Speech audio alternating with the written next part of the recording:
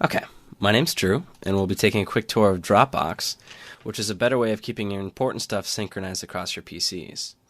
And what makes Dropbox different is that it just works, meaning that there's no complicated setup or configuration. And if you're familiar with development tools, Dropbox is kind of like taking Subversion and rsync and making them easy to use. So here we'll walk through a concrete example. And so I just got a new laptop, and I've got some important files on my desktop that I like to keep synchronized across both machines.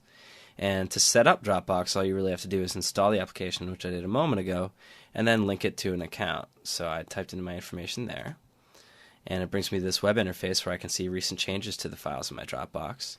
And I can actually get the files directly. So in addition to synchronizing files across PCs, Dropbox also securely backs them up and synchronizes them to the web. So you can click on any of these files and it does what you'd expect in case you're not at one of your computers.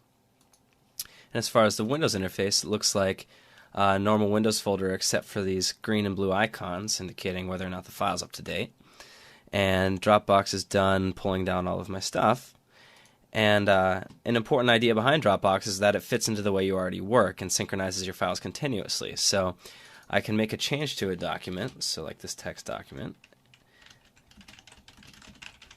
and I'll hit save, and actually the change will take effect just as quickly as it can be sent over my internet connection. So if I refresh the page, it'll indicate the change.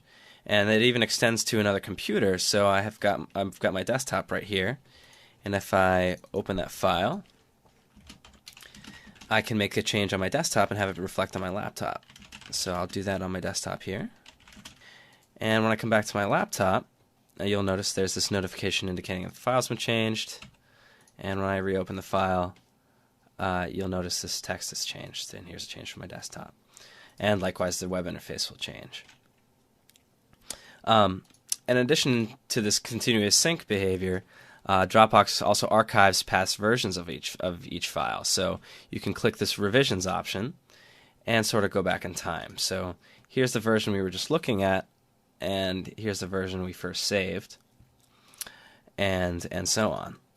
And in addition to revision control, there's also some rich sharing features. So one example is this public folder, and every file in your public folder, you just save it there, and it gets an internet link associated with it. So I'll do that one more time. You can copy any link location of a file in your public folder, and you can put this in an IM window or send it in an email as opposed to clogging someone's email box with a huge attachment. And so it works with files of any size. In addition, there are shared folders called workspaces.